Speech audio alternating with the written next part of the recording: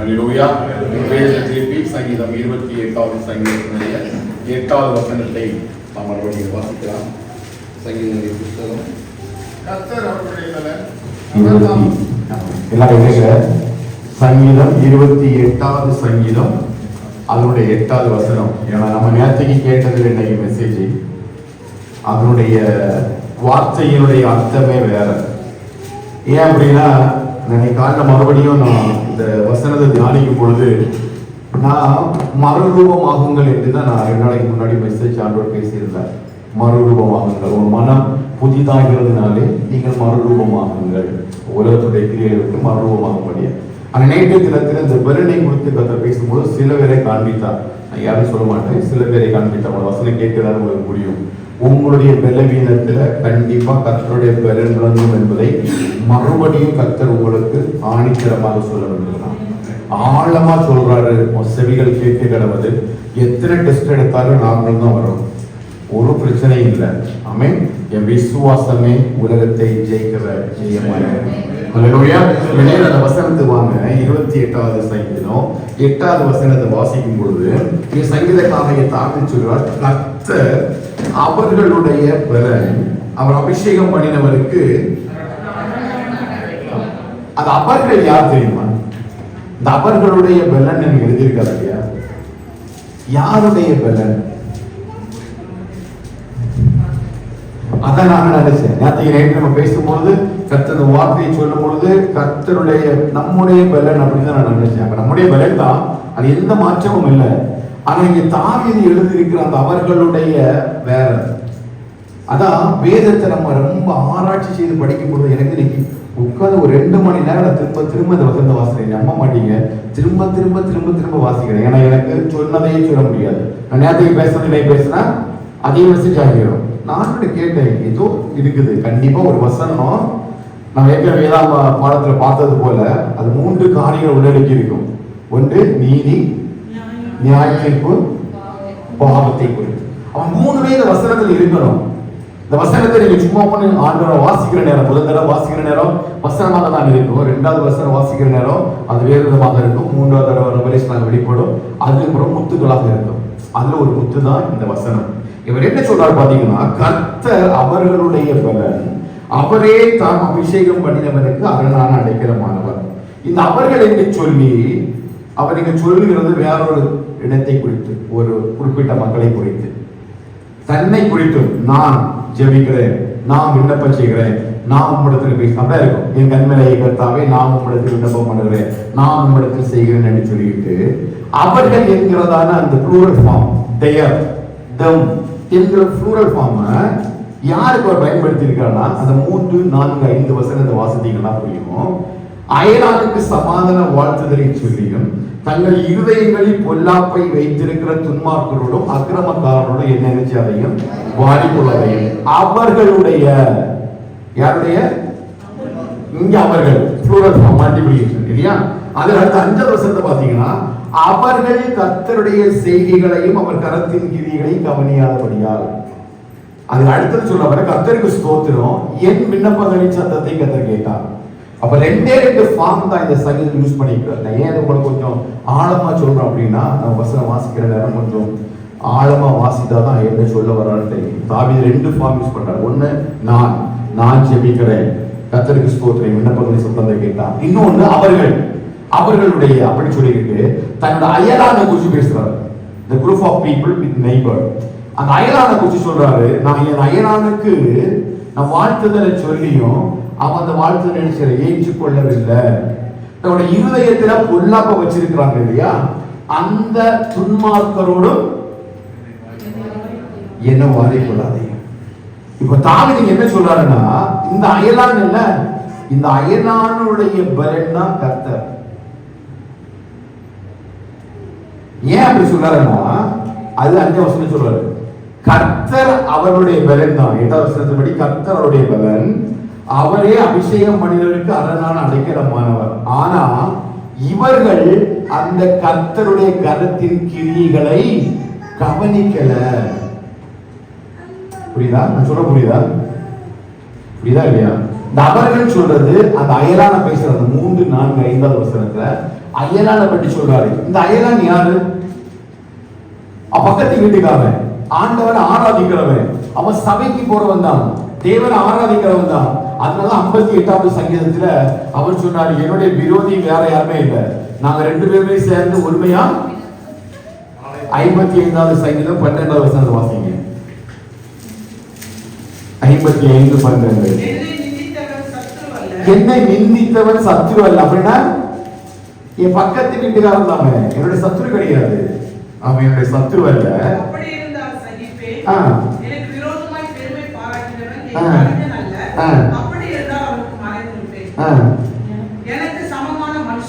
எனக்கு சமமான மனுஷனும் என் வழிகாட்டியும் என் தோழனுமாகிய நீயே அவன்.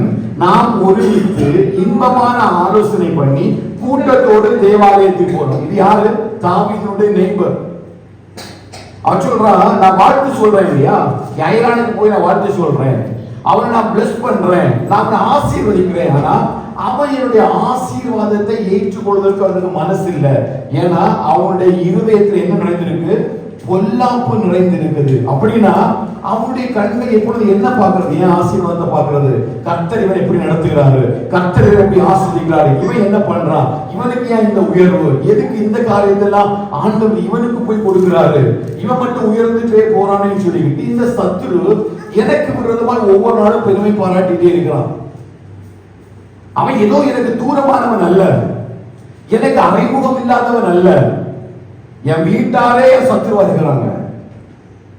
நாங்க 2 பேர் சேர்ந்து ஆலயத்துக்கு போனோம், நாங்க 2 பேர் சேர்ந்து ஆண்டவரை துதிச்சோம், எனக்கு ஆலோசனை சொன்னான், என்னுடைய உயர்வை குறித்து அவனுக்கு ஒரு பெரிய பங்கு உண்டு, என்னை தனியா விடுறதுக்கு அவனுக்கு விருப்பம் இல்லை. ஒவ்வொரு நாளும் அவன் எனக்கு ஆலோசனை பண்ணி என் சகோதரனா, என் நண்பனா, என் குடும்பமா இருந்து என்னை எல்லா வழிகளிலையும், நிக்கட்டுகளிலும், நெருக்கங்களிலும் என் கூடவே இருந்து எனக்கு ஆலோசனை சொன்னவன் தான் இந்த அயலான். அவன் என்னுடைய உயர்வை பார்த்துட்டு, என்னுடைய ஆசீர்வாதத்தை பார்த்துட்டு அவனுக்கு இந்த ஆசீர்வாதத்தை அவனால என்ன செய்ய முடியல, தாங்க முடியல. அவன் போய் மார்னிங் சொல்றான், good morning, praise lord brother, praise lord sister அப்படின்னு சொல்லும் பொழுது இவனால தாங்க முடியல. ஏன்னா இவனுடைய இருதயத்துல பொல்லாப்பு நிறைந்திருக்கிறது.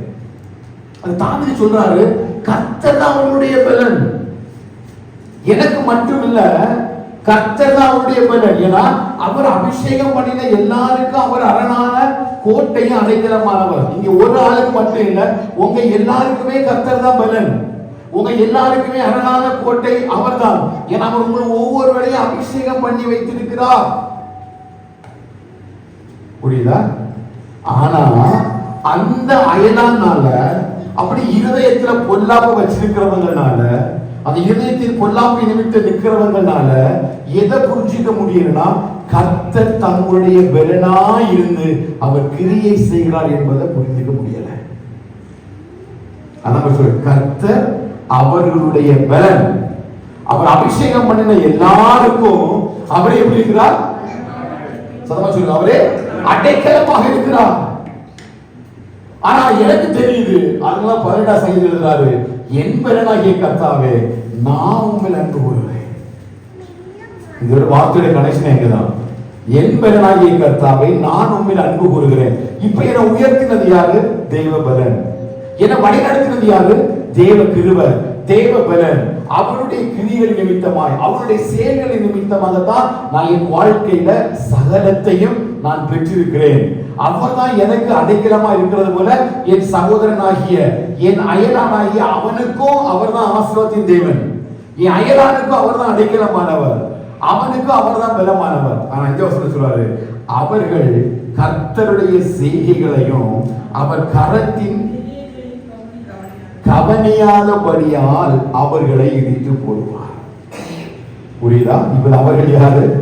இந்த அவர்கள் தான். அவர் காமனா சொல்றாரு, கர்த்தர் எனக்கு மட்டும் பலன் கிடையாது, என் அயலானுக்கு யார்தான் பலன்?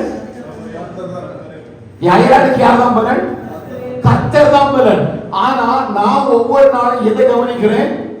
கர்த்தருடைய கிரியைகளையும் செய்கைகளையும் நான் கவனிக்கிறதுனால என் பலனாகிய கர்த்தரில் நான் அன்பு கூறுகிறேன். ஆனா அவர்கள் என்ன செய்யல? அயலான் என்ன பண்ணல? கர்த்தருடைய பலனை அல்லது அவருடைய கிரியைகளை அவருடைய செய்கைகளை அவன் கவனிக்காததுனால அவனுடைய பலன் கர்த்தர் என்பதை என்னல்ல.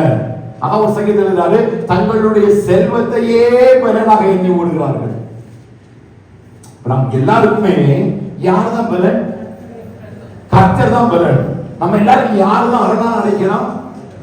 அவர் தான் அடைக்கிறோம். அவர் ஒவ்வொரு நாளும் மனுபுத்திரிடத்தில் செய்யக்கூடிய கிரியைகள் பயங்கரமா இருக்குது. ஆனா அந்த செய்கைகளையும் அவர் நம்மிடத்தில் நடப்பிக்கும் கிரியைகளையும் உட்கார்ந்து பார்ப்பதற்கு நமக்கு என்ன இல்லை? டைம் இல்லை. நம்ம மற்றவங்களை பார்க்கிறதுலயே நேரத்தை செலவிடும். அதான் சொல்றோம். அயலா அவனை பார்த்தாச்சுன்னா அவனுக்கு கர்த்தர் எப்படி இருக்கிறாரு? பலனா இருக்கிறாரு. எனக்கும் பலனா இருக்கிறாரு, என் பக்கத்து வீட்டுக்காரனுக்கு பலனா இருக்கிறாரு, எனக்கும் பலனா இருக்கிறார், உங்களுக்கு பலனா இருக்காரு. எந்த தேவன் என்ன அழைத்தாரோ அந்த தேவன் உங்களே அழைத்தார். நான் எந்த தெய்வத்தை ஆராதிக்கணும் அந்த தெய்வத்தை நீங்கள் ஆராதிங்க. என்னை ஆசிரித்த தேவன் உங்களையும் ஆசிரிப்பார், என்னை உயர்த்தின தேவன் உங்களை உயர்த்துவார்.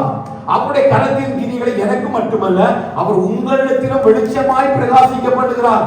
உங்க சுற்றிலும் இருக்கிற ஜனங்களுக்கு யாரெல்லாம் கர்த்தரால் தெரிந்து கொள்ளப்பட்டார்களோ அவர்கள் எல்லாருக்குமே அந்த ஆண்டவராகிய தேவன் தான் பலனும் அரணுமாக இருக்கிறார்.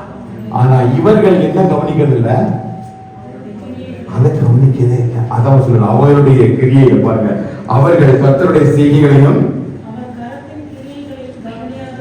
கவனியாதபடியால் அவர்களை இடித்து போடுவார். ஹல்லேலூயா.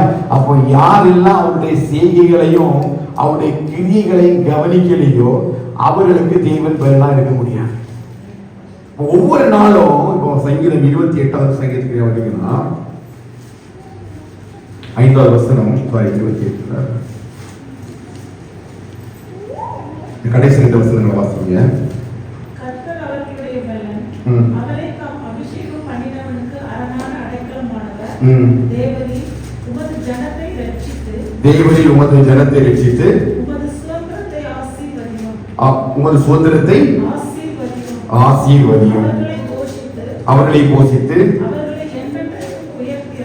ஆமென். அவர் சொல்ற அந்த ஜனத்தை குறித்து பேசுறாரு. அந்த ஜனத்தை குறித்து முதல்ல அயலானை குறித்து பேசுறாரு. அயலானத்தில் சொல்றாரு அவன் கர்த்தருடைய கிரியைகளை கவனிக்காதிருக்கிறபடியால் தேவன் அவனுடைய வாழ்க்கையில செய்யக்கூடிய எந்த ஒரு நன்மையையும் அவனால் என்ன செய்ய முடியல?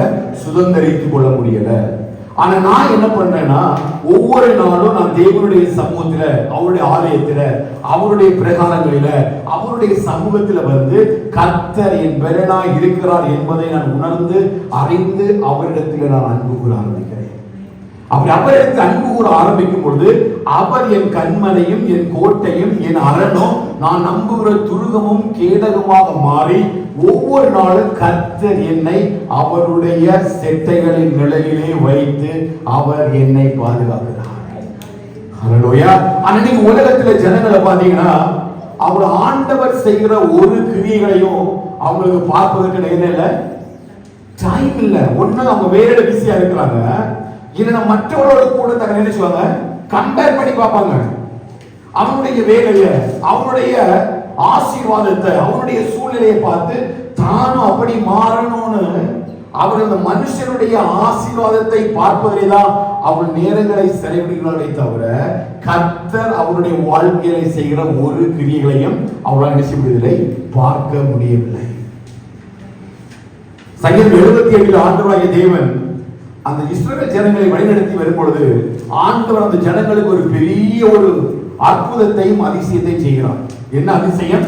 செங்கடலை பிளக்க வைக்கிறார், யோர்தான் மத்தியில் நடக்க வைக்கிறார், எரிகோவை உடைக்கிறார், கீழ்காட்டின கப்பல் எல்லாம் உடைய பண்ணி அவர் வெட்டாந்தரை நடந்தது போல நடக்கப்படுகிறார். வேதம் சொல்லுது அவர்கள் அவருடைய கிரியைகளை உணராதிருந்தபடியினால் ஒவ்வொரு நாளும் கர்த்தருடைய மத்தியிலே அதிசயங்களையும் அற்புதங்களையும் செய்வதற்கு வல்லமை உள்ள தேவனாய் இருக்கிறார் என்பதை, அவர் மட்டுமே அவருடைய வாழ்க்கையில பலனாய் இருக்கிறார் என்பதை அந்த ஜனங்களால் என்ன செய்ய முடியல. சொல்லுங்க, எங்க விழுந்து போனாங்க? ஒவ்வொரு இடத்திலையும் பெரிய அதிசயங்களையும் அற்புதங்களையும் ஆண்டவர் செய்துதான் இந்த இஸ்ரவேல் ஜனங்களை வழிநடத்தி வந்தார். ஒவ்வொரு இடத்திலையும் அவர்கள் முடியாத சூழ்நிலையில அடுத்த பகுதிக்கு போவதற்கு பாதையே இல்லை.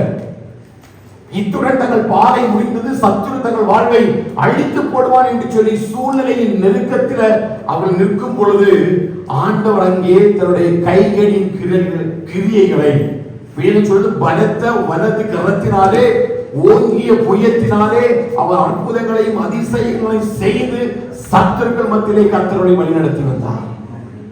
ஹல்லேலூயா.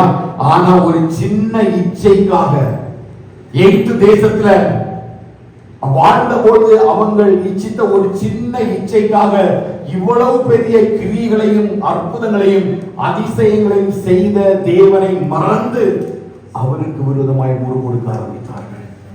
ஹல்லேலூயா.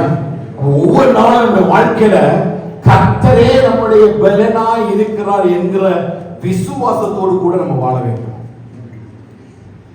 அவரின் மீது அதிசயங்களையும் அற்புதங்களையும் அவர் செய்வதற்கு வல்லமையுள்ள தேவனாக இருக்கிறார் என்கிற விசுவாசத்தை ஒவ்வொரு நாளும் நான் விதைக்கும் பொழுதுதான் அந்த யெகோவா தேவன் எனக்கு பலனாக மாறுகிறார். ஹல்லேலூயா. நான் சொல்ற புரியுதா? தாவீதுக்கு மட்டுமல்ல பலன், நமக்கு அந்த ஆண்டவர் தான் பலனாக இருக்கிறார். அவன் மற்ற அபிஷேகம் பண்ணப்பட்டவன் கிடையாது, நாமும் அவரால் அபிஷேகம் பண்ணப்பட்டவர் தான். எப்படி ஒரு தாவீதை வனாந்திரத்தில் இருந்து அவனை உயர்த்தி இஸ்ரவேலின் ராஜாவாக வைக்க முடியுமோ அதை கர்த்தரே செய்தார். அவருடைய கரத்தின் கிரியைகளை அதை செய்தது என்றுதான் வேதம் நமக்கு சொல்லுகிறது. அந்த தேவன் நம்மையும் நிச்சயமாய் வனாந்திரத்தில் இருந்து நம்முடைய ராஜாக்களாக மாற்றுவதற்கு ஒரு வல்லமை உள்ள தேவனாக இருக்கிறார். ஹல்லேலூயா.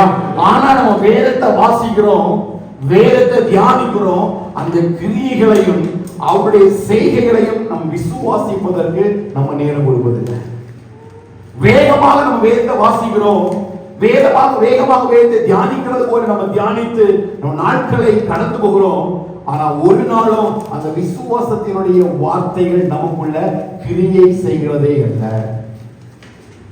தாவீது சங்கீதத்தின் மூலமாய் அவர் என்ன வெளிப்படுத்த விரும்புகிறார் அப்படின்னா, அயலானுக்கு நான் அந்த தேவ பலத்தை சொன்னேன், என்னை உயர்த்தினது யார், என்னை நடத்துகிறது யார், யார் தனக்கு ஜெயத்தை கொடுத்தது, யார் தன்னுடைய வாழ்க்கையில வெற்றியை கொடுத்தது, எப்படித்தான் இஸ்ரவேலின் ராஜாவாக மாற்றப்பட்டேன், கர்த்தருடைய பலத்தினால மட்டும்தான் என்னால் நிற்க முடிந்தது என்பதை அவன் வெளிப்படுத்தியும் அவனை ஏற்றுக்கொள்வதற்கு அயலார்கள் தயாராக இல்லை. ஹல்லேலூயா. பெலிஸ்திய படையை நடுங்கிக் கொண்டிருக்கும் பொழுது வனாந்திரத்திலிருந்து ஒரு சிறு பையனா அங்கே போர் தளத்தில் இருக்கிறான். அவனை ஏற்றுக்கொள்வதற்கு யாரும் ஆயத்தமாக இல்லை. ஆனா அவனுடைய ஒரே ஒரு பலன் என்ன தெரியுமா? தான் ஆராதிக்கிற தேவன் வல்லமை உள்ளவர். விசுவாசிக்கிறீங்களா? ஹல்லேலூயா. நீ யுத்த களத்தில் நிற்கும் பொழுது, சத்துருவிற்கு விரோதமாய் நிற்கும் பொழுது, பலவீன உனக்கு விரோதமாய் பேசும் பொழுது, உன்னுடைய எண்ணங்களும் சிந்தனைகள் உனக்கு விரோதமாய் எழுப்பி உன்னை மடங்கடிக்க நினைக்கும் பொழுது ஒன்று மாத்திரம் நினைக்கணும், நீ ஆராதிக்கிற தேவன் உனக்கு பலனாக இருக்கிறார். இது ஒரு வார்த்தை அல்ல, இது ஒரு அர்ப்பணிப்பு. விசுவாசிக்கிறீங்களா? ஹல்லேலூயா. அதனால அவன் சொன்னா அவங்களுக்கு அது புரியல, அவனுடைய அயலானுக்கு புரியல, ஆனா கண்டிப்பா நமக்கு புரியும். அதனால எடுத்து அதை காட்டி தர்றார் அவரு. கர்த்தர் அவருடைய பலன், அபிஷேகம் பண்ணப்பட்ட அவர்களுக்கு அவரே அடைக்கலமானவர். ஆனா அவனுக்கு அது புரியல, அந்த ஜனங்களுக்கு புரியல. அவர் எல்லாரும் நிறைய வாட்ச் பண்றாங்க, ஆனா தனக்கு சொல்றான், என் பலனாகிய கர்த்தாவே நான் உண்மையில் அன்பு கூறுவேன். ஹல்லேலூயா. அதனால ஒரு விசை சிங்கமும் ஒரு விசை கரடியும் அந்த காட்டில் வனாந்திரத்துல ஆடுகளை பிடித்து கொண்டு போற நேரத்துல அவைகளின் வாய் விழுந்தது ரட்சித்ததாக தேவன் தனக்கு கொடுத்த பலத்தை அவன் பாராட்டுறான். அவன் நான் செய்தேன் சொல்லல, அந்த இஸ்ரவேலின் தேவனாகிய கர்த்தர் தப்புவிக்க பண்ணினவர், நிச்சயமாய் இந்த பெலிஸ்தருடைய கைக்கு தன்னை தப்புவிப்பார் என்று சொல்லி தன்னுடைய பலத்தை அடக்கி பண்றான். ஹல்லேலூயா. அதுதான் பலனாகிய கர்த்தரிடத்தில் அன்பு கூறுகிற ஒரு தேவ பிள்ளையினுடைய அர்ப்பணிப்பு. ஹல்லேலூயா. இப்ப நேரடியாக அடுத்தது வந்தீங்கன்னா நம்ம இப்போ 18வது சங்கீதத்துக்கு வரலாம். 18வது சங்கீதத்துக்கு வந்தீங்கன்னா 1வது வசனத்திலிருந்து 6வது வசனம் வரை நம்ம வாசிக்கலாம் பாருங்க. என் பலனாகிய கர்த்தாவே உம்மில் அன்பு கூறுவேன். வாசிக்கலாமே. என் பலனாகிய கர்த்தாவே உம்மில் அன்பு கூறுவேன். கர்த்தர் என் கன்மலையும் என் கோட்டையும் என் இரட்சகரும் என் தேவனும் நான் நம்பி இருக்கிற என் துருகமும் என் கேடகமும் என் இரட்சணிய கொம்பும் என் உயர்ந்த அடைக்கலமாய் இருக்கிறார்.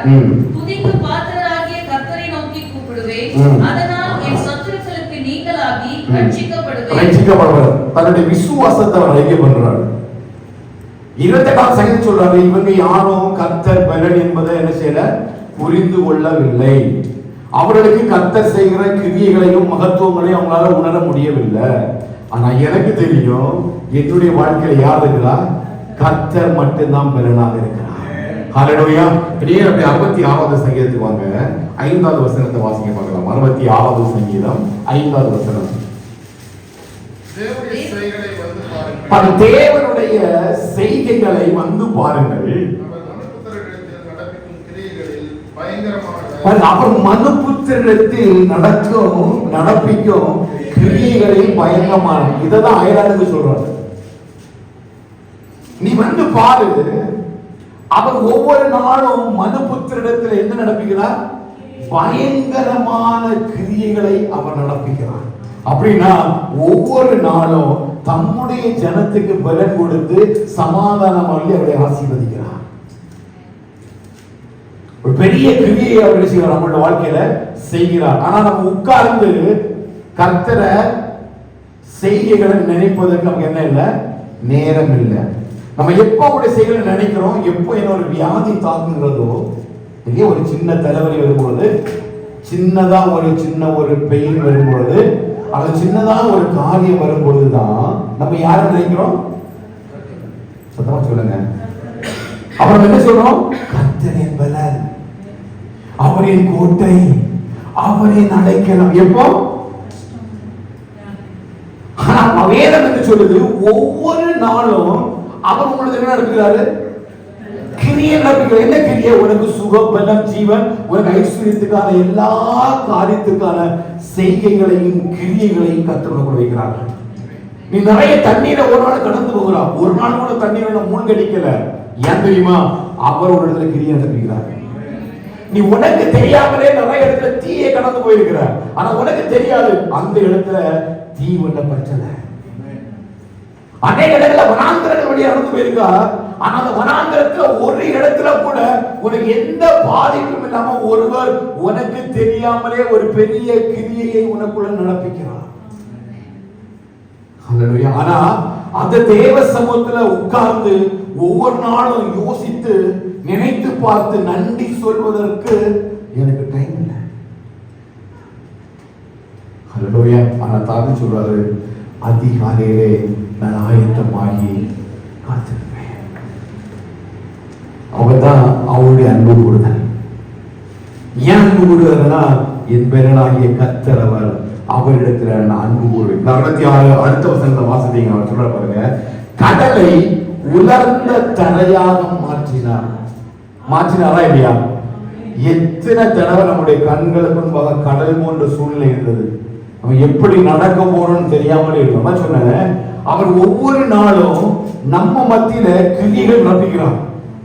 அவர் அதிசயங்களை செய்கிறார், அற்புதங்களை செய்கிறார். ஆனா நமக்கு தான் அதை உட்கார்ந்து பார்க்கிறதுக்கு என்ன இல்லை, பிஸியா ஓடிட்டே இருக்கிறோம். அடிக்கடி ஒரு சின்ன தலைவலி வரலன்னா நம்ம உட்கார்ந்து ஆண்டவருக்கு நன்றி சொல்றதுக்கு என்ன கிடைக்கல. நம்ம ஒரு நாள் சிஎல் எடுத்து ஒரு சிக் லீவ் போட்டுட்டு உட்கார்ந்து ஜெபிக்கிறது என்ன செய்யாது? சொல்லுங்க. டைம் வராது, மனசு வராது. அந்த சிஎல் போறது வரையுமே நம்ம விட்டுருவோம்.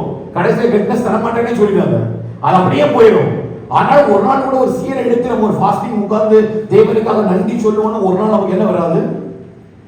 நான் பொதுவாக பேசுறேன், யாரையும் பேசுறேன். அப்படி ஒரு நாள் நம்ம என்ன செய்வது கிடையாது, நினைக்கிறதே கிடையாது.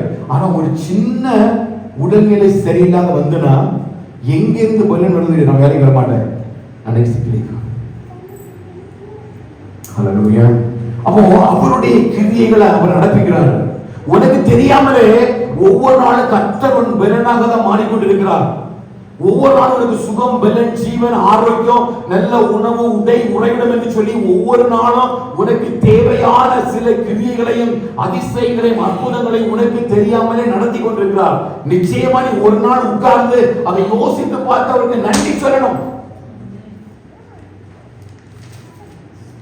அதுதான் அவரிடத்துல அன்பு கூறுகிற தேவனுடைய ஜனம். ஹல்லேலூயா. தாவீது சொல்றாரு, இவங்களை பற்றியெல்லாம் எனக்கு கவலை கிடையாது, எனக்கு ஒண்ணு தெரியும், என் பெலனாகிய கர்த்தர் அவர். ஹல்லேலூயா. நான் அவரிடத்தில் அன்பு பெலன் சொல்லிக்கிட்டு வீட்டுல அமைதியா உட்கார்ந்துட முடியும். வசனத்தை வாசித்துட்டு கர்த்தர் என் பெலன் அன்பு கூறுவேன்னு சொல்லி கடந்து போயிட முடியாது. நாயனாருடைய நிலைமை அதுதான். அவனுக்கு கர்த்தர் பெலன் அவனுக்கு தெரியும். அபிஷேகம் பண்ணப்பட்டவன் தான் அவன். அவனுக்கு அரணான அடைக்கலம் யாரும் தெரியும், கர்த்தர் தெரியும். ஆனா அவன் உட்கார்ந்து கர்த்தர் செய்த கிரியைகளையும் அவர் வெளிப்படுத்துற மகத்துவங்களை உட்கார்ந்து யோசிப்பதற்கு நேரம் இல்லை. அது கவனியாதபடியால், அதாவது சொல்லி 20 சொல்லுவாங்க, சொல்றாரு, அவர்களுக்கு அந்த இடத்துல உட்கார்ந்து ஆண்டவரை நினைப்பதற்கு என்ன இல்லை, நேரம் இல்லை, உணர்வு இல்லை. கரத்தின் கிரியைகளை கவனியாதபடியால், ஆங்கில வேதாந்தத்துடைய இது பாத்தீங்கன்னா உணர்வு இல்லாதபடியால். ஒவ்வொரு நாளும் கர்த்தர் கிரியை செய்யறாங்களா இல்லையா? எவ்வளவு நன்மைகளை செய்ய ஒரு நாள் கண் மூடி யோசிச்சு பாருங்க. நம்ம தூக்கத்திலிருந்து எழும்பினாதான் அந்த கண்ணு துறக்கலன்னா, ஒரு சின்ன ஹெவியா ஒரு ஹெட்டேக் வந்துட்டுனா, கை கால் தூக்க முடியல அப்படின்னா, இதுக்கெல்லாம் யார் தான் பலன் தர்றது? சத்தமா சொல்லுங்க. ஹல்லேலூயா. இனி ஒரு நாள் அப்படிப்பட்ட பலவீனம் நமக்கு வரவே செய்யாது. அவர் நம்முடைய பலனாக மாறுவாராக. ஹல்லேலூயா. ஒவ்வொரு நாளும் இந்த பலத்துக்காக நீங்க ஆண்டவருக்கு நன்றி சொல்லுங்க. தேவன் செய்கிற அந்த கிரியைகளுக்காக அதை கவனித்து பாருங்க. காலையில எழுப்பி நீங்க கவனித்து பாருங்க. அவர் உங்களுக்கும் உங்க பிள்ளைகளுக்கும் உங்க குடும்பங்களுக்கும் அவர் செய்கிற மகத்துவங்களையும் கிரியைகளையும் நீங்க சிந்தித்து பாருங்க. கர்த்தர் உங்கள் பெலனாய் மாறி இருப்பதை நீங்க காண முடியும். ஹல்லேலூயா. கர்த்தர் உங்கள் பெலனாய் என்ன செய்திருப்பார், மாறி இருப்பார். அதை நீங்க பார்க்க முடியும். ஆனா இங்க தாவீது சொல்றாரு, அவர் தான் என் பெலன். இப்ப 12வது சங்கீதத்துக்கு அவங்க அடுத்த வசனத்தை வாசிங்க. 4வது வசனம் பாருங்க. பாதாள கட்டுகள் என்னை சூழ்ந்து கொண்டது, மரண கட்டுகள் என்னை சுற்றி கொண்டது, துச்சன பிரவாகம் என்னை பயப்படுத்தினது. அவனோட வாழ்க்கையில என்ன பலவீனம் அப்படின்னா மரண கட்டுகள். மரண கட்டுனா அவனுடைய ஜீவன் போகக்கூடிய சூழ்நிலை இருக்குது. அவன் ஜீவன் முடிந்து விட்டது என்று சொல்லி அவன் நினைக்கிற வேளையில தான் அவன் சொல்றான், ஆண்டவரே என் பெலனாகிய கர்த்தாவே, நான் உம்மில் அன்பு கூறுவேன். ஹல்லேலூயா. சிலருடைய ஜீவன் பாதுகாக்கப்பட்டதற்காக ஹல்லேலூயா நீ ஒவ்வொரு நாளும் தேவனிடத்தில் அன்பு கூற வேண்டும். ஏன் தெரியுமா? இந்த மரண கட்டுகளுக்கு கர்த்தர் என்ன செய்யல? சத்தமா சொல்லுங்க. ஒப்பு கொடுக்கிறாரா? ஒரு நாளும் மரண கட்டுக்குள்ள என்ன கர்த்தர் என்ன செய்யல? கொண்டு போகல. அப்படியே மரண கட்டுகளை சூழ்ந்து கொண்டாலும் என் பெலனாகிய கர்த்தர் எனக்கு பெலனாக இருக்கிறார். ஹல்லேலூயா. அவர் என் கோட்டையும் என் கேடகமும் இருக்கிறார். என் வாழ்க்கையில் அவரே எனக்கு கோட்டையாக இருக்கிறார். மருத்துவமனையில போய் ஒரு பேஷியன்டுடைய ரிப்போர்ட் எடுத்து பார்த்தீங்கன்னா உங்களுக்கு தெரியும். நீங்க சொல்ல முடியும், இதுல ஒன்னும் என்னை தொடாதபடிக்கு கர்த்தர் பாதுகாத்துக் கொண்டார். அதுதாங்க பலத்துடைய முதல் ரிப்போர்ட்டே அதுதான். கர்த்தர் என்ன செய்தார்? என்னை பாதுகாத்துக் கொண்டார். இந்த பலவீனத்திலிருந்து கர்த்தர் என்னை பாதுகாத்துக் கொண்டார். அப்ப ஒரு பொழுதுமே கர்த்தர் என்ன பலவீனனா மாற்ற விடல, என்ன பலவீனனா கர்த்தர் போக விடல. ஏன் அப்படின்னா கர்த்தர் நம்முடைய பலனாகவே இருக்கிறார். அவர் ஒவ்வொரு நாளும் தம்முடைய பலத்தினால் நம்மளை இடைகட்டி அவர் மத்தியில பெரிய கிரியைகளை செய்கிறார். சங்கீதம் 6வது சங்கீதம் 2வது வசனத்துல தாவீது இப்படி ஜெபிக்கிறார் பாருங்க. சங்கீதம் 6வது சங்கீதம் 2வது வசனத்துல, என் மேல் இரக்கமாயிரும் கர்த்தாவே, நான் பலனற்று போனேன், என்னை குணமாக்கும் கர்த்தாவே. ஹல்லேலூயா. தாவீது ஜெபம் என்ன ஜெபம்? அவன் பலனற்று போன ஒரு சூழ்நிலையில ஜெபிக்கிறான். எலும்புகள் எல்லாம் எப்படி ஆச்சு? பலனற்று போயிடுச்சு. எலும்புகளால் நடுங்குகிறது, என்னை குணமாக்கும் கர்த்தாவே. தாவீது வாழ்க்கையில பலன் இல்லை. ஆனா அவன் என்ன சொல்றான்? என் பலனாகிய கர்த்தர் அவருடைய தேவன். தான் அபிஷேகம் பண்ணின தமக்கு அந்த தேவனே பலனா இருக்கிறார் என்று சொல்லி அறிக்கை பண்ணுகிற ஒரு தாவீதுடைய ஜெபம் என்ன? என் மேல் இரக்கமாயிரும் கர்த்தாவே, நான் பலனற்று போனேன். ஹல்லேலூயா. பலனற்று போயிருக்கிற சில எலும்புகளுக்கு கர்த்தர் இன்னைக்கு பலனா மாறுகிறார். ஹல்லேலூயா. சில எலும்புகள் பலவீனமா இருக்குதா? கர்த்தர் இன்னைக்கு அவருடைய பலத்தை உங்க மேல வச்சு அவர் தான் உங்களுடைய எலும்புகளுக்கு பலன் அப்படின்னு சொல்றாரு. எத்தனை விசுவாசிக்கிறீங்க? இந்த வசனத்தை வாசிக்கிறேன் ஆண்டவர் சொல்றாரு, அறிக்கை பண்ண சொல்லு. ஹல்லேலூயா. என் எலும்புகள் நடுங்குகிறது, என் எலும்புகளாம் பலனட்டு போயிருக்கிறது கர்த்தாவே. ஆனா ஒண்ணு எனக்கு தெரியும், கர்த்தர் எனக்கு பலனாக இருக்கிறார். இன்றைக்கு என் எலும்புகள்லாம் பலன் கொள்வதாக. ஹல்லேலூயா. எந்த இடத்துல என் எலும்புகள் பலவீனமாக இருக்குதோ, எந்த இடத்துல எலும்புகளால் எழும்ப முடியாம இருக்குதோ, உடைந்து போய் இருக்குதோ, அந்த இடத்துல தாவீதுக்கு பலனாய் இருந்தது போல கர்த்தர் இன்னைக்கு உங்களுக்கு அவர் பலனுள்ள தேவனாய் மாறுகிறார். ஹல்லேலூயா. விசுவாசிக்கிறீங்களா? உங்க பலவீனத்துல கர்த்தர் ஒரு பலனாய் மாறுகிறார். உன் எலும்புகளுக்கு கர்த்தர் பலனாய் மாறுகிறார். உன் வளைந்த உடைந்த நெடிந்த எலும்புகள்லாம் கர்த்தர் மறுபடியும் உனக்காக உருவாக்குகிறார். ஹல்லேலூயா. ஏன் அப்படின்னா தாவீதுக்கு தெரியும், அவர் தன்னுடைய பலனாக மாறியிருக்கிறார். இந்த ஜெபத்தை வச்சுக்கிறார். ஆண்டவரே, என் பலனாகிய கர்த்தாவே, நான் உங்களை அன்பு கூறுகிறேன். என்ன காரியம் அப்படின்னா என் எலும்புகள்லாம் எப்படி இருக்குது? பலனற்று போயிருக்காது. என்னால எழுப்ப முடியலப்பா. நான் எழுப்ப நினைக்கிறேன். அது 3ஆம் வசனம், என் ஆத்துமா மிகவும் வியாகுலப்படுகிறது. அவன் ஆத்துமாவில் என்ன செய்ய முடியல? எழும்ப முடியல. அவனுடைய எலும்புகள்ல வந்த பலவீனம் அவனுடைய ஆத்துமாவை ஒடுங்க பண்ணுகிறது. அவன் சரீரத்தில் வந்த ஒரு பலவீனம் அவன் ஆத்மாவை என்ன செய்கிறது? ஒடுங்கப்படுகிறது. அதனால நேற்று நம்ம 27ஆம் சங்கீதம் 2ஆம் வசனத்துல சொன்னோம், அவர் என் ஜீவனின் பலனானவர், நான் யாருக்கு அஞ்சுவேன்? என் மாம்சத்தை பட்சிப்பதற்கு சத்துருக்கள் எழுப்பின பொழுது அவர்களே இடறி விழுந்தார்கள். ஹல்லேலூயா. அவ எலும்புகள் பலனற்று போகிற சூழ்நிலையில அந்த எலும்புகளுக்கும் பலத்தை உண்டு பண்ணுகிறவர் யார்? சொல்லுங்க, கர்த்தர் தான்.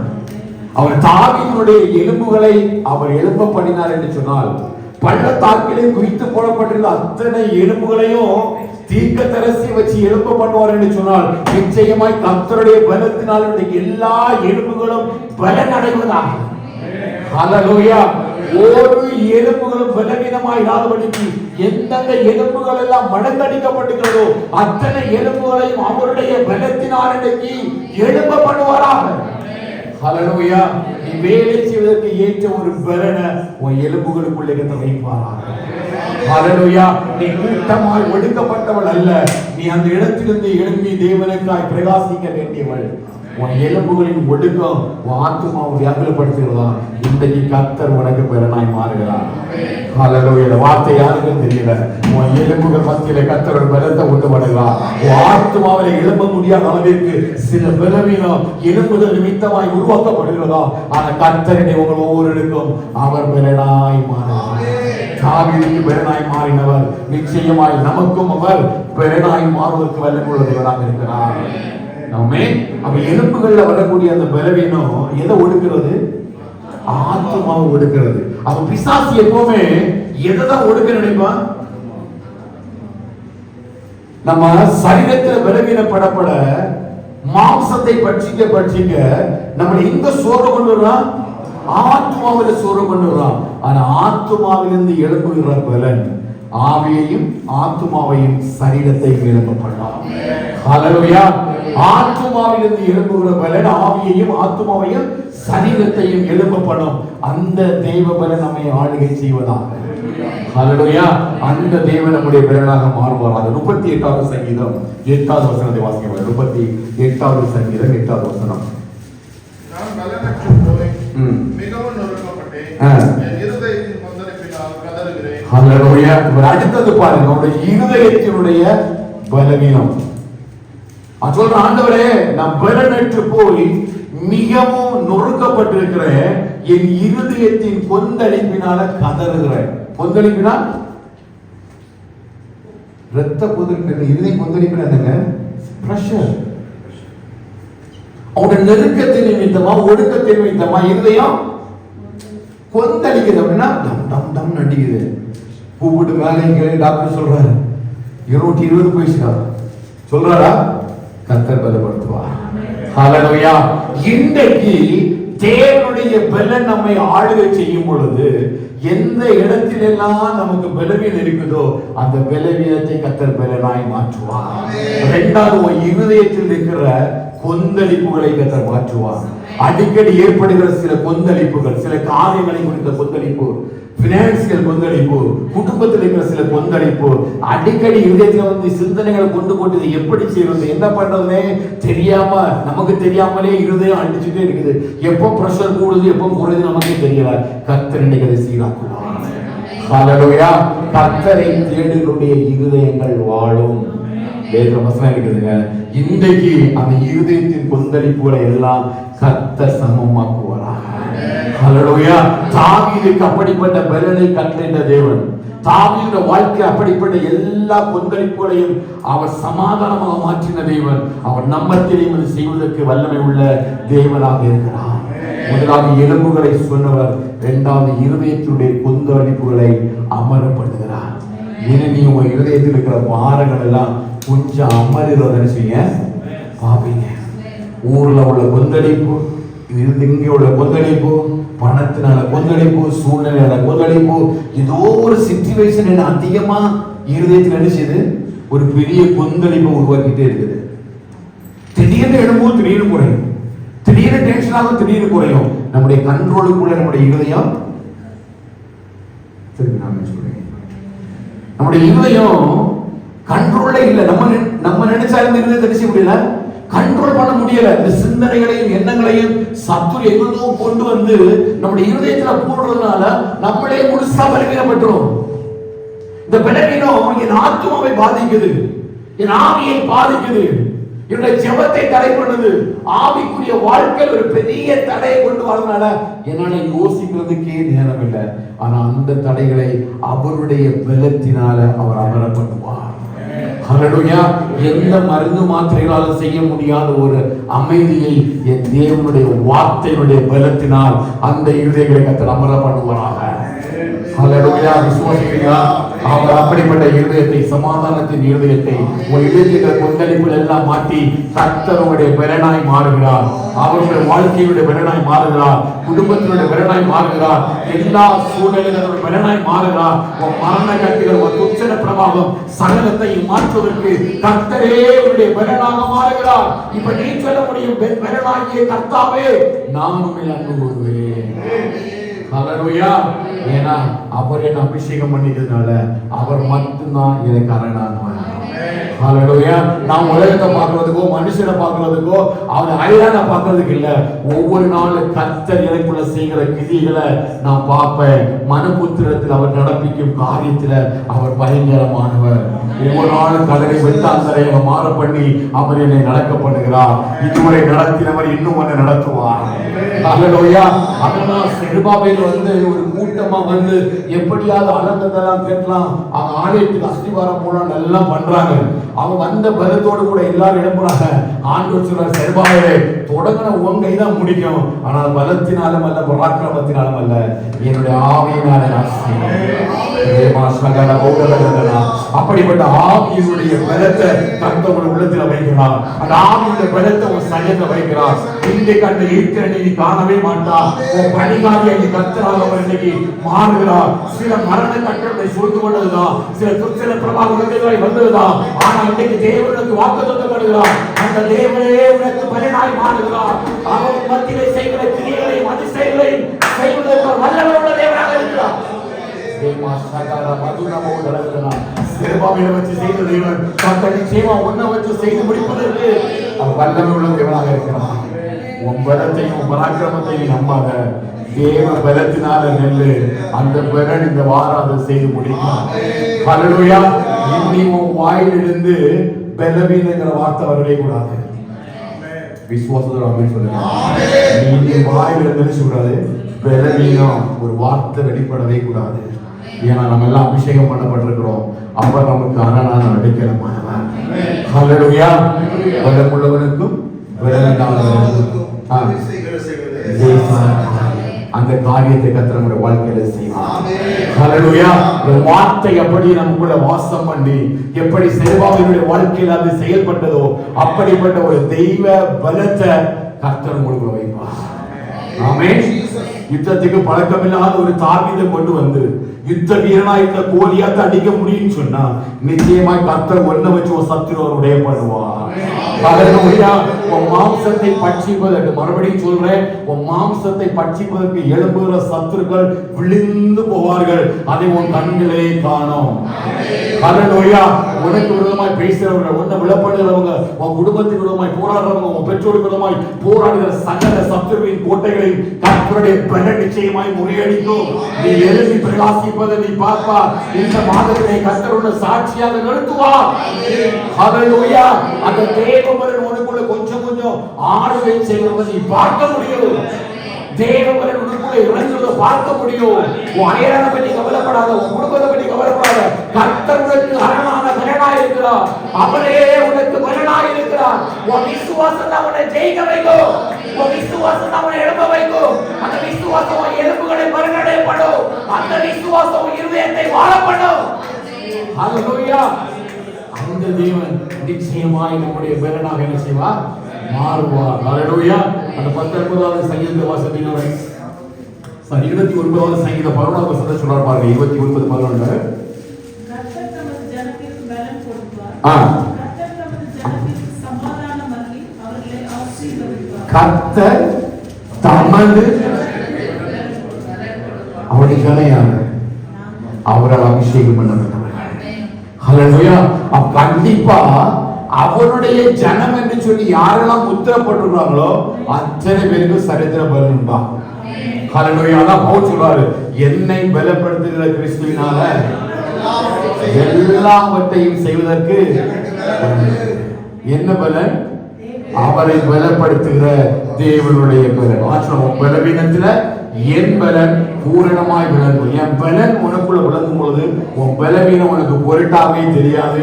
எந்த காரியத்தையும் செய்வதற்கு கர்த்தர் உன்னை பலப்படுத்துவார். ஹல்லேலூயா. சத்துரு உன்னை கீழே விழ பண்ணணும்னு நினைச்சாலும், சத்துருவ சரீரத்தை ஒடுக்கணும் அழிக்கணும்னு நினைச்சாலும், இந்த தேவன் நிச்சயமாய் தம்முடைய பலத்தை தன்னுடைய ஜனத்திற்கு கொடுத்து அவர்களை எழும்ப பண்ணுவார். ஹல்லேலூயா. எப்படி இஸ்ரவேல் ஜனத்தை கொண்டு வர நேரம் அவங்க பலவீனமா வராங்க, பலனே இல்லை. ஆனா வேதம் சொல்லு, அவளுக்கு காண்டாமிருகத்துக்கு ஒத்த பலனை கர்த்தர் கொடுத்தார். ஹல்லேலூயா. 90வது சங்கீதம் சொல்றாரு, நீதிமான்களுடைய 92வது சங்கீதத்துல, நீதிமானுடைய கொம்புகள் காண்டாமிருகத்தின் கொம்புகளை போல உயரும். என்னை நான் அபிஷேகம் பண்ணுவார். அவர் நமக்குள்ள ஒரு பலத்தை வைக்கிறாரு. நம்முடைய கொம்புகளை காண்டாமிருகத்தின் கொம்புகளை போல மாற்றுறாரு. ஒன்னே ஒண்ணுதாங்க, அவர் நமக்கு கொடுத்த வாக்குத்தத்தம். என்ன வாக்குத்தத்தம்? அவர் எனக்கு பலனாக இருக்கிறார். ஒரு வார்த்தையோட வாசிக்கலாம். சங்கீதம் 88வது சங்கீதம் 4வது வசனம். நான் குழியில் இறங்குகிறவர்களோடு எண்ணப்பட்டு பலனற்ற மனுஷனை போலானேன். மரித்தவர்களில் ஒருவனை போல் நெகிழப்பட்டிருக்கிறேன். நீர் இனி ஒருபோதும் நினையாதபடி உமது கையால் அறுப்புண்டு போய் பிரேத குழிகளிலே கிடக்கிறவர்களை போலானேன். என்னை பாதாள குழியிலும் இருளிலும் ஆழங்களிலும் வைத்தீர். பாருங்க, நான் குழியில் இறங்குறோடு கூட எண்ணப்பட்டு பலனற்ற மனுஷனை போல ஆனேன். எல்லாரும் மாதிரி என்னுடைய வாழ்க்கை விட இருக்குது. குழியில் இறங்குற, குழியிலனா ஏதோ ஒரு சூழ்நிலையில என்னை தூக்கி குழியில போட்ட மாதிரியே இருக்குது. எல்லாரும் போலவும் நானும் குழிக்குள்ளதான் இருக்கிறேன். அவங்களுக்கு கர்த்தருடைய பலன் தெரியுமா தெரியாதோ எனக்கு தெரியாது. ஆனா எனக்கு தெரியும், கர்த்தர் என்னுடைய பலன். ஹல்லேலூயா. என் பலனற்ற மனுஷனை போல இருளில் தான் கிடைக்கிறேன். ஆனா கர்த்தர் நிச்சயமா என்னை எழும்ப பண்ணுவார். ஹல்லேலூயா. அவர் என்னுடைய பலனாக மாறும் பொழுது, அவருடைய வார்த்தை எனக்குள்ள விசுவாசத்தை கிரியை செய்ய ஆரம்பிக்கும் பொழுது, நிச்சயமா அந்த குழியிலிருந்து கர்த்தர் என்ன உயர்த்த முடியும். ஹல்லேலூயா. மரண கட்டோ துச்சன பிரவாகமோ எது வந்தாலும் எனக்கு கவலை இல்லை. என் பலனாகிய கர்த்தரை மட்டும் நான் சார்ந்திருப்பேன். எத்தனை பேர் சொல்றீங்க? என் பலனாகிய கர்த்தரை மட்டும் தான் நான் சார்ந்திருப்பேன். உலகத்தை சார்ந்து அல்ல, உலகத்துடைய செல்வத்தை நம்பி அல்ல, உலக ஜனங்கள் அல்ல, உலகத்துடைய எந்த காரியங்கள் அல்ல. இது என்ன பலவீனம் சுகவீனம் வந்தாலும் என் வாயில ஒரே ஒரு வார்த்தை தான், கர்த்தர் என் பலனாயிருப்பார். அவரின் கோட்டையும் அடைக்கலமுமா இருப்பார். அப்படி இருக்கிறவர்களுக்கு தான் 18வது சங்கீதம் 16வது வசனத்திலிருந்து வாசிக்க பார்க்கலாம். யாருடைய வாழ்க்கையில் அவர் பலனா இருக்கிறாரோ அவர்களுக்கு பேசுறார் பாருங்க. அவர் கை நீட்டி என்னை பிடித்து உயரத்திலிருந்து என்னை கைகட்டி பிடித்து ஜலப்பிரவாகத்தில் இருக்கிற என்ன நான் எங்க இருக்கிறேன்? ஜலப்பிரவாகத்துல குழியில பெலனட்ட மனுஷனை போல தான் இருக்கிறதாக தாவி சொல்றாரு. எல்லாரும் தூக்கி எங்க போட்டுட்டாங்க? குழியில போட்டுட்டாங்க. ஜலப்பிரவாகத்துக்குள்ள இருக்கிற ஜலப்பிரவாகம்னா சுழி சொல்லுவாங்க இல்லையா, தண்ணி சுத்தி சுத்தி போயிட்டு இருக்குது. நடு கடல் இருக்கிற மாதிரி இருக்கிறேன். என்னுடைய பலத்தினால நீச்சல் அடிச்சாலும் வர முடியாது. எனக்கு உதவி செய்வதற்கு யாருமே இல்லை. நான் என்னுடைய முயற்சியினால இப்ப பலன் அப்படி நிறைய பேர் நம்ம இருக்கிறோம். சில காரியங்களை முயற்சி செய்து யாராவது நம்மளை தூக்கி விட மாட்டாங்களா? எங்கேயாவது கொஞ்சம் பலன் கிடைக்காதா? கொஞ்சம் பிரீத்திங் கேப் இருக்காதா? இந்த இடத்துல ஒரு சின்ன ஒரு வேலை கிடைச்சிடாதா? இந்த இடத்துல சின்ன ஒரு ஆசீர்வாதம் கிடைச்சிடாதா? அப்படி நினைக்கிற உங்களுக்கு கர்த்தர் இன்னைக்கு பலனா மாறுறார். கர்த்தர் உங்களை கரங்களை பிடிக்கிறார். நீ விசுவாசிப்பா. அப்படின்னா கர்த்தர் இன்னைக்கு கரத்தை பிடிச்சி நீ எங்க இருக்கிறியோ அங்கிருந்து கர்த்தரை தூக்கி விடுவார். விசுவாசிக்கிறீங்களா? ஜலப்பிரவாகம் இருந்தாலும் சரி, நான் பூமியின் பாதாளங்களிலும் தாழ்விடங்களிலும் நான் படுக்கை போட்டாலும் அங்கே நம்முடைய கரம் என்னை தாங்குகிறது என்று சொன்ன தேவன் நிச்சயமா அவருடைய பலன் நீதான் நேரம், நீதான் அவருக்கு பலனா இருப்பார் சொல்லி அவருடைய வாழ்க்கையில பலனா இருக்கிறான்னு சொல்லி அவரை ஏற்றுக்கொள்ளும் பொழுது நீ எந்த இடத்துல இருந்தாலும் கர்த்தர் உன்னை தூக்கி விடுவதற்கு வல்லமை உள்ள தேவனாக இருக்கிறார். ஹல்லேலூயா. அவர் மட்டும்தான் உதவி செய்ய முடியும். யார் கூட உதவி செய்ய முடியும்? அந்த கர்த்தர் மட்டும்தான் உதவி செய்ய முடியும். அந்த இயேசு கிறிஸ்துவினால மட்டும்தான் ஒரு உதவி செய்ய முடியும். பிபிஸ் கேக்குதா? வாழ்க்கையில நீ ஆசீர்வதிக்கணும், சுதந்திரித்துக் கொள்ளணும், கண்டிப்பா இயேசுவால மட்டும்தான் உனக்கு உதவி செய்ய முடியும். ஹல்லேலூயா. கண்டிப்பா கர்த்தர் உயர்த்துவார். அவரால் மட்டும்தான் செய்ய முடியும். மணிகண்டன் சொல்றார், கண்டிப்பா இயேசுவால உங்களோட வாழ்க்கையில ஒரு பெரிய மாற்றத்தை ஏற்படுத்த முடியும். இதெல்லாம் உங்களுடைய வாழ்க்கை, உங்க வாழ்க்கையின் மாறும். சாந்தகுமாரே கர்த்தர் அவருடைய வாழ்க்கையை மாற்றுவார். ஹல்லேலூயா. எந்த நிலைமையில நீங்க இப்ப இருக்கிறீங்களோ இதே நிலைமையில கர்த்தர் வைக்க மாட்டாரு. நிச்சயமா ஒரு நாள் கர்த்தருடைய கரம் உங்களை பிடித்து எழுப்ப பண்ணுவார். ஹல்லேலூயா. யாருடைய கண்களுக்கெல்லாம் நீங்க தாழ்விடமா இருக்கீங்களோ, வீட்டை சுத்தி யாரெல்லாம் இவன் பிரச்சனை முடிஞ்சுப்பா, இவன் அவ்வளவுதான் யாரெல்லாம் வீட்டை சுத்தி சொல்றாங்களோ எல்லாம் பத்திர கர்த்தர் உங்களை எழுப்ப பண்ணுவார். எந்த இடங்களோட கண்களை கீழே பார்த்ததோ அந்த இடங்களை கர்த்தரோட கண்களை உயர பண்ணுவார். விசுவாசிக்கிறீங்களா? அந்த இயேசு செய்வதற்கு வந்த கூட விசுவாசிக்கிறீங்களா?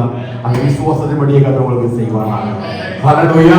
அவர் உங்களுக்கு மட்டுமல்ல, அவரை பலனாகிய கர்த்தர் என்று சொல்லி விசுவாசிக்கிற எல்லாருடைய வாழ்க்கையிலும் நிச்சயமாய் அவர் செய்வதற்கு அவர் வல்லமையுள்ள தேவனாக இருக்கிறார். 11வது வசனம் பாருங்க. என்னிலும் அதிக பலவான்களாய் இருந்த என் பலத்த சத்துருக்கும் என்னை பகைக்கிறவர்களுக்கும் என்னை விடுவித்தார். என் சத்துரு என்ன பண்ணுவோம்? பலமா இருக்கிறான். சத்துருனா என் பலவீனம் தான். இந்த சத்துரு யார் தெரியுமா? ஒரு விசுவாசிக்கு மிகப்பெரிய சத்துரு என்ன தெரியுமா? கரெக்டா சொல்லுவாங்க. நிறைய சத்துரு இருக்கு போல. அவிவிசுவாசம் தான் அவனோட பெரிய சத்துரு. ஒரு தேவ மனுஷனுடைய சத்துரு யாரு?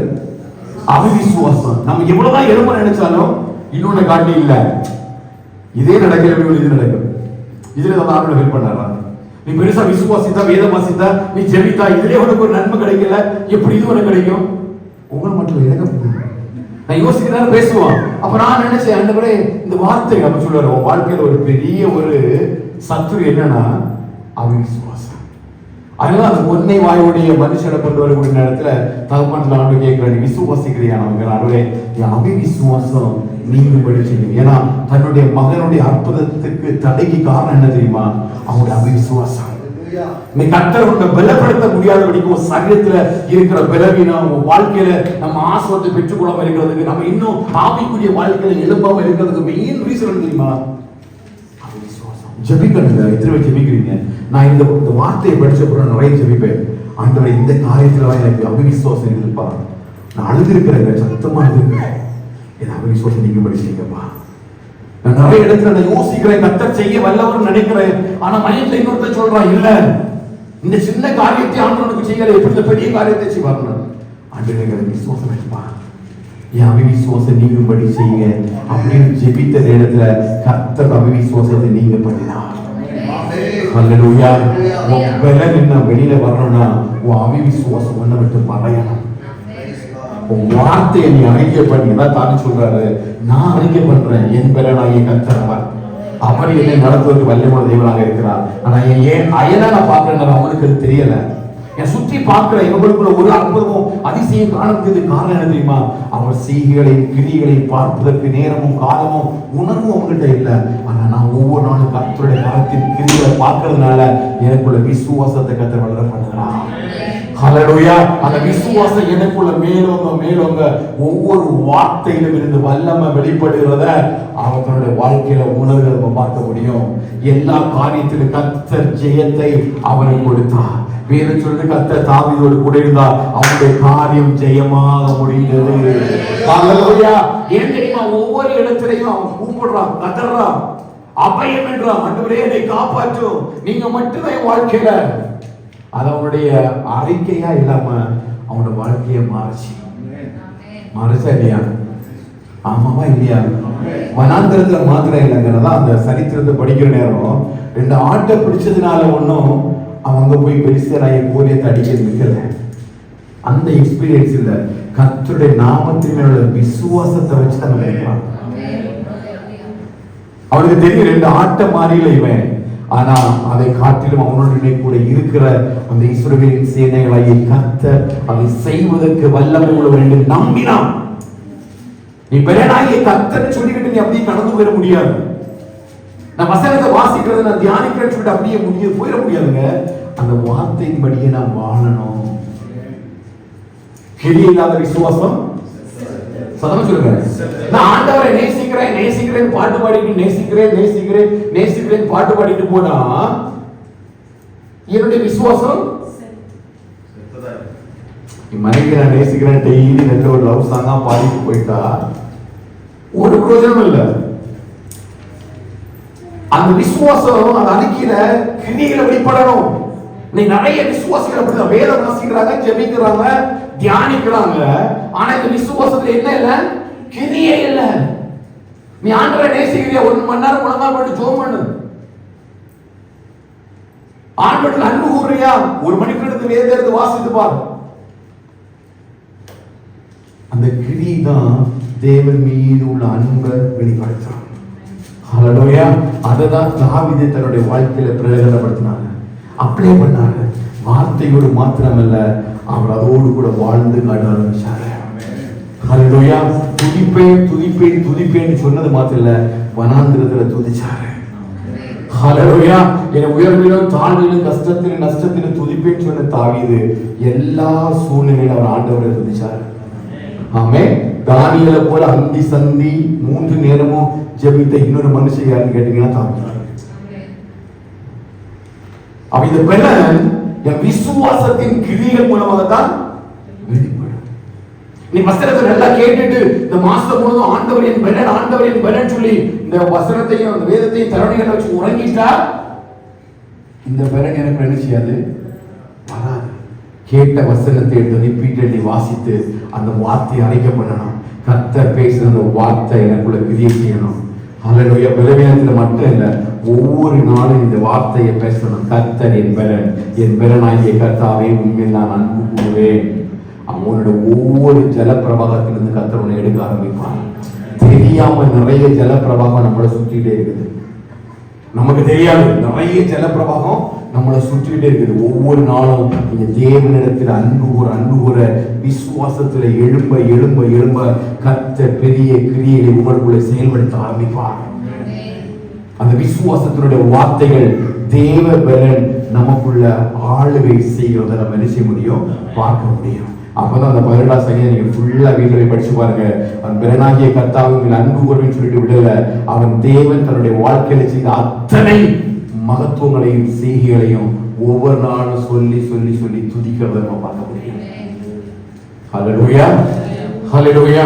வார்த்தைகளை கேட்டது மாத்திரமல்ல, அவற்றின்படி செய்வதற்கும் நம்ம ஒப்புக் கொடுக்கிறோம். இந்த தேவன் இந்த மாதம் முழுவதும் அவருடைய பலத்தினால் உங்களை நடத்துவதாக. ஹல்லேலூயா. அவருடைய செய்கைகளையும் கிரியைகளையும் நீங்க கவனிக்கிறதுக்கு நேரம் இல்லாம, அதை உணர்வதற்கு நேரம் இல்லாம இருந்தா அந்த பலனை நம்ம பெற்றுக்கொள்ள முடியாது. புரியுதா? அவருடைய செய்திகளையும் மகத்துவங்களையும் ஒவ்வொரு நாளையும் கவனிக்காம இருந்தா, ஒவ்வொரு நாளும் அந்த பலனை நம்முடைய வாழ்க்கையில ஏற்றுக்கொள்ளாம இருந்தா கண்டிப்பா அந்த பலன் நமக்குள்ள விளங்காது. ஆனா அவர் நம்முடைய பலனாக இருக்கிறார். அவன் ஒவ்வொரு நாளும் அந்த பலனாகிய கர்த்தருக்கு அன்பு கூடும் பொழுது அந்த பலன் உங்களை ஜலப்பிரவாகமோ எந்த சூழ்நிலை இருந்தாலும் சரி, மரண கட்டுகளோ துர்ச்சன பிரவாகமோ எந்த சூழ்நிலையோ பூமியின் தாழ்விடங்களில் எங்க இருந்தாலும் இந்த பலனாகிய கர்த்தர் உங்களை கரங்களை பிடிச்சு மேலே எழுப்பி விடுவார். ஹல்லேலூயா. எவ்வளவு பெரிய சத்துருக்கும் பலத்த சத்துருக்கும் மேலாக கர்த்தர் உங்களுடைய பலனை கொண்டு வந்து உங்களை ஆஸ்வதிப்பதற்கு வல்லமை உள்ள தேவனாக இருக்கிறார். இந்த மாசம் நீங்க அதை உணர்ந்து கொள்ளுங்க. அறிக்கையோட போங்க. இனி நான் பலவீனன்னு சொல்லி ஒரு நாள் நான் பேச மாட்டேன்.